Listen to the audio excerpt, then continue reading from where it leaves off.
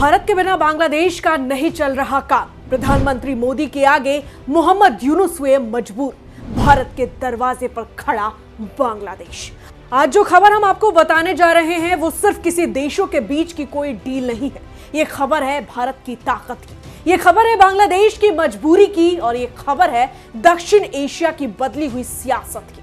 यहाँ सवाल सीधा है कि क्या बांग्लादेश भारत के बिना चल सकता है? और जवाब भी उतना ही सीधा है, नहीं, बिल्कुल नहीं। If there is no good neighborliness, you don't get the benefits of that good neighborliness. Bharat के विदेश मंत्री डॉक्टर एस जयशंकर का यह बयान भारत विरोधी पड़ोसियों के लिए सख्त संदेश था। 2 जनवरी को प्रधानमंत्री मोदी के नेतृत्व का ये एक बड़ा इशारा पाकिस्तान से लेकर बांग्लादेश और चीन तक पहुंचा, और आज बांग्लादेश में अचानक तस्वीर बदली हुई दिखाई दी। आज की इस खास रिपोर्ट में हम आपको बताएंगे कि भारत और बांग्लादेश के बीच वो बड़ी डील कौन सी है जिससे भारत को रणनीतिक और राजनीतिक फायदा मिलने जा रहा है। इस रिपोर्ट में हम आपको बताएंगे कि कैसे यूनुस की अंतरिम सरकार भारत के सामने झुकने को मजबूर हुई, और सबसे अहम कि इस डील से भारत का कद कैसे और बड़ा होने वाला है। आइए शुरू करते हैं। भारत और बांग्लादेश के बीच ऊर्जा सहयोग को लेकर एक ऐसा समझौता हुआ है जिसने पूरे इलाके में हलचल मचा दी है।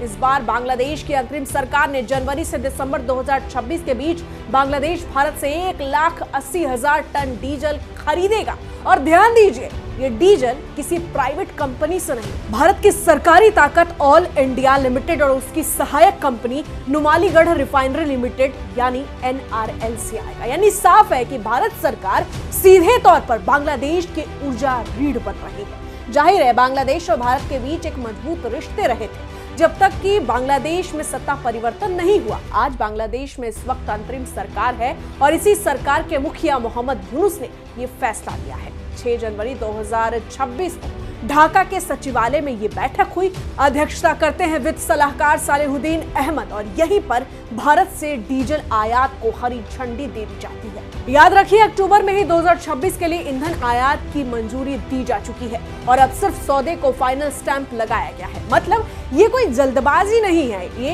एक सोची समझी निर्भरता है। अब बात करते हैं पैसों की, क्योंकि यहाँ रकम भी छोटी नहीं है। कुल लागत है 119.13 मिलियन अमेरिकी डॉलर, यानी करीबन 14.62 करोड़ बांग्लादेशी टका। समझौते के तहत प्रति बैरल डीजल का बेस प्राइस $83.22 रखा गया है, और ये कीमत अंतर्राष्ट्रीय बाजार के हिसाब से तय होगी। यहाँ ऊपर नीचे भी हो सकता है, लेकिन एक बात तय है कि बांग्लादेश को ये डील हर हाल में भारत से ही चाहिए था।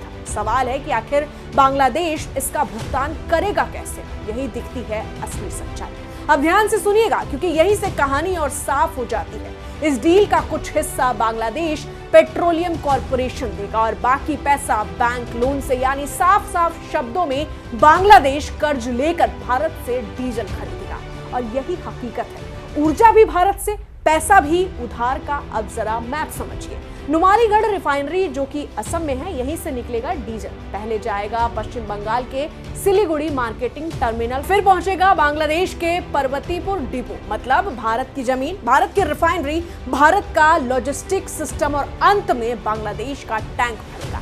अब आते हैं सबसे बड़े गेम चेंजर पर, बांग्लादेश इंडिया फ्रेंडशिप पाइपलाइन। नाम भले ही फ्रेंडशिप हो, लेकिन असल में ये रणनीतिक मास्टर स्ट्रोक है। इसी पाइपलाइन से डीजल जाएगा सीधे बांग्लादेश, यानी ट्रांसपोर्ट सस्ता, सप्लाई तेज, और कंट्रोल भारत के हाथ में, और बांग्लादेश पूरी तरह इस देश पर निर्भर है। अब जरा पीछे जाइए। कुछ समय पहले बांग्लादेश ने भारत से चावल मांगा था, और अब डीजल। सवाल उठता है कि क्या बांग्लादेश आत्मनिर्भर है? क्या भारत के बिना उसकी अर्थव्यवस्था चल सकती है? जवाब फिर वही है, नहीं। ये डील सिर्फ व्यापार नहीं है, ये है भारत की बढ़ती पकड़। ऊर्जा, खाद्यान्न, इंफ्रास्ट्रक्चर, हर मोर्चे पर भारत अनिवार्य बनता जा रहा है, और बांग्लादेश मजबूरी में भारत को ही साझेदार मान रहा है। तो सवाल यही है कि क्या आने वाले समय में बांग्लादेश की ऊर्जा सुरक्षा पूरी तरह भारत पर टिक जाएगी? क्या भारत दक्षिण एशिया का एनर्जी सुपर पावर बन चुका है?